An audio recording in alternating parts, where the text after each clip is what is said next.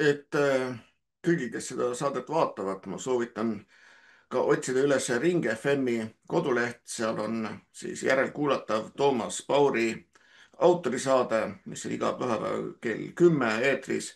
Ja nüüd sellel pühapäeval siis andsin mina intervjuu Toomas Paurile ja teemaks oli otseselt siis e-valimised ja üldse, kuidas see e-valimised toimuvad ja mis seal siis need vead on. Et noh, kui meenutame 2023 oli siis selline olukord, kus Reformierakond enam isegi ei üritanud varjata, et nad tegid pettuse.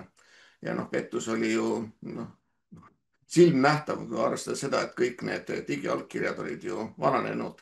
Nii et noh, need e-hääli oleks tohtinud üldse hääletada, noh, ega seekord ma arvan, midagi paremaks ei lähe.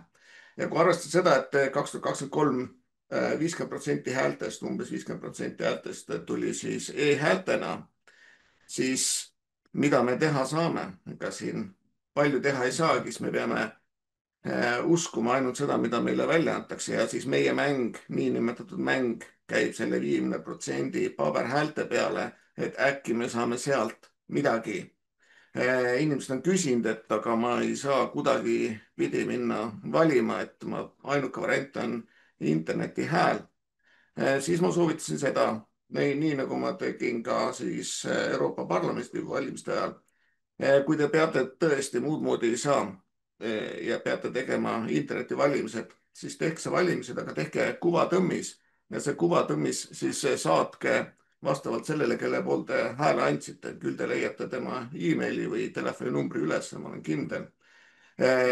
Kui ma tegin seda üleskutset Euroopa Parlamendi ajal, siis kusjuures need hääled, mis tulid e-häältena, peaaegu klappisid sellega, mis ma sain kuvatõmmised vastavalt minu valijatelt. Nii et noh, ma võin ütelda, et võib-olla natukene see hoiab neid tagasi suure pettuse tegemisel, aga noh, ma ei usu seda. Ja muidugi küsimus on ka selles, et eelmine kord, kui oli siis parlamendivalimised, oli siis ju 60 000 uut valijat, kes e-valisid. Siiamaani me ei tea, kes need olid, kust nad tulid. Noh, me võime ainult arvata, et äkki need olid ukrainlastele antud siis isikukoodide järgi siis juurde pandud need, seda me ei tea, nii et see on kontrollimatu. Suurele pingile küsimus ka, et ma siin uurisin, aga ei suutnud leida, kas nüüd need ukrainlased, kes on nüüd viimasel ajal Eestisse tulnud, saanud Eestis elamisloa, kas siis nendel on õigus valida. Seda ma ei leidnud. Seaduse järgi tundub küll, et neil on õigus valida Eestis ja teha siis vastavalt oma tahtmise järgi, kuigi nad Eestis ei ole midagi eriti panustanud, valida siis kohalikku omavalitsust. Et tuleta meelde, et seekord venekeelsed inimesed, kellel Vene pass ka on olemas, ei tohi Eestis hääletada, mida ma ei pea valeks, aga kui vaadata rahvusvahelist õigust, siis sa ei saa ühte elanike gruppi eelistada teisele või vastupidi, hoida teist gruppi maas ainult sellepärast, et mis keelt nad räägivad või mis pass neil veel topeltkodakondsus on. Et samamoodi tegelikult peaks asi kindel olema, et ainult Eesti kodanik tohib hääletada.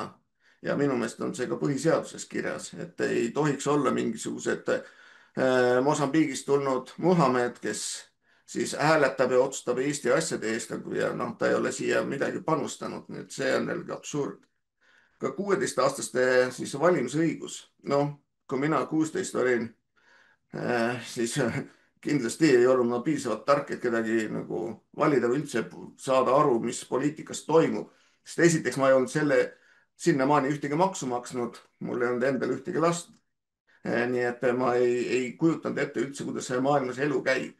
Et noh, ma leian, et inimesed, kellel lapsi ei ole, ei saa veel täit aru sellest, missugune see maailm on ja jällegi kohustust jätta siis oma riik edasi järeltulevatele põlvedele.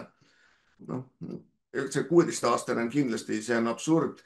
See on loodud sellepärast, et koolis saab lapsi lihtsalt mõjutada, rääkida neile, kui lahe on see LGBT, transud, kõik muu asi ja siis suunata neid hääletajatena minema ja hääletama liberaalide poolt. see on see mõte, miks nad nii noh, neid lapsi tahavad sinna hääletuskastide juurde viia. Muidugi noh, näiteks siin, mida teha näiteks valimisvõidu korral on mu käest küsitud. noh, ma arvan, et igas vallas, igas linnas esimene asi, mis tuleks teha, tuleks võtta korralik audiitor ja üle kontrollida kõik need tehingud, mida on tehtud.